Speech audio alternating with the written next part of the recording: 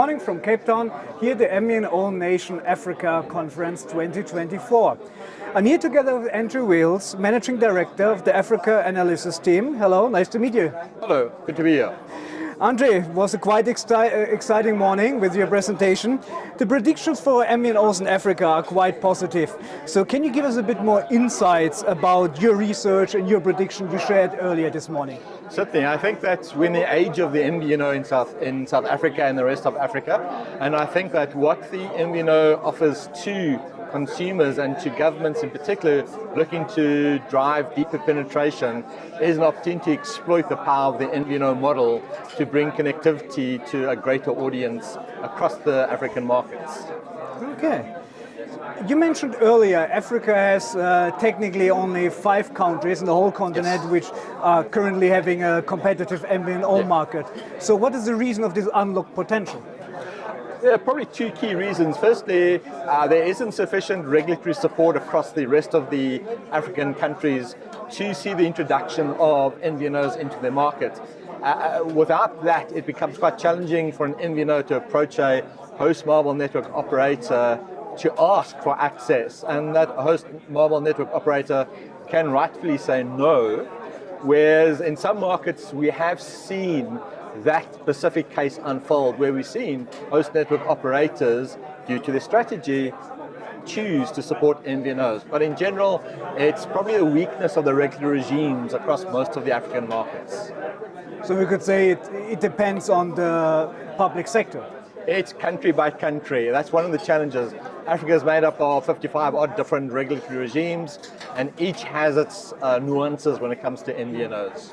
Okay, it's a good point, because if you look at digital transformation Africa, the political will is necessary. Without political will, we can't achieve anything. So based on your research, do you see there is a movement that, let's say, the maturity from governments is, let's say, more given now towards the past? I think one of the key step changes was the need to digitize government services during the COVID era. I think what COVID taught everybody is how important digital access to digital services became. Now it's become the mantra of many countries to drive digitization, but it must translate into regulatory change as well. Okay, so Africa couldn't be more different. Huge continent, many countries, different interests. So what do you see are the key challenges for MVNOs besides the regulatory aspect? Well, quite right. Putting the regulatory hurdle aside, then it's down to the MVNO to carve out a place in the market. And one of the challenges they face is just offering communication services, voice and data. All MNOs offer that, that's their bread and butter. So to differentiate yourself, you would need to go beyond that. You would need to look to integrate other products and services. And a prime example is the integration of fintech and comm services. It's an ideal match, and given the large unbanked community across Africa, it fits a unique need that we see in the developing countries across Africa. So it's all about the product proposition. Absolutely. And not just voice and data, goes beyond that. And do you think by taking, let's say, these ideas into consideration, MVNO can stay competitive in those markets?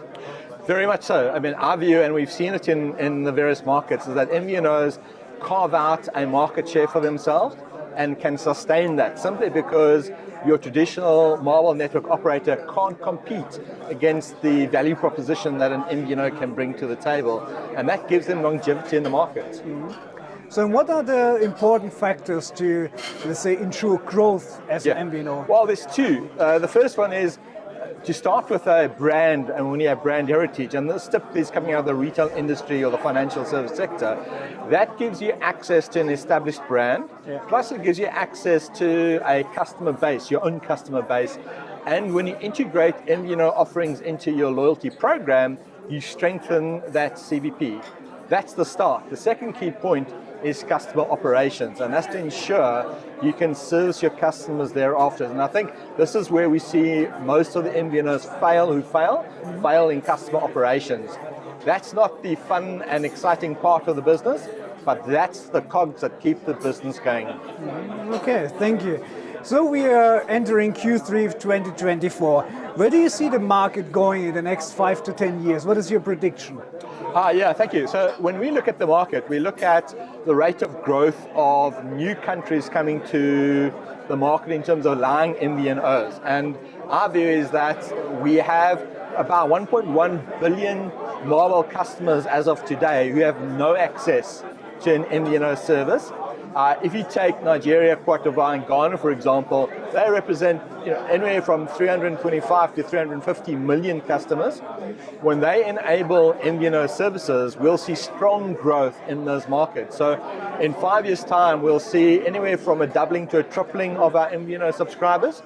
And if I put on my long-range view, 10 years out, we could easily double to triple that again. So for an MVNO perspective in Africa, it's in the era of growth for MVNOs. That sounds quite optimistic. Indeed so. Okay, just out of curiosity, last question. AI is a big buzzword this year, especially all around the world, all the telcos talking about. Where do you see could AI play a crucial role in, let's say, empowering or help MNOs to leveraging from technology? That's actually a key technology, and we've really seen it being leveraged. I mean, if you look at existing mobile network operators who employ AI to refine their customer value proposition, some of the MNOs subscribe significant success. So when you consider AI, as much as people fear AI, it does add significant benefit because it can seek out and identify unique value propositions that can be offered below the line to customers across Africa. So in that sense, it can serve to end up lowering costs of communications. And it can help also to make certain processes more efficient from a cost-saving perspective. Absolutely. All right, thank you very much. Thanks for your time. There was Tech Africa News from MVNO Nation Africa 2024. You can find more on techafricanews.com.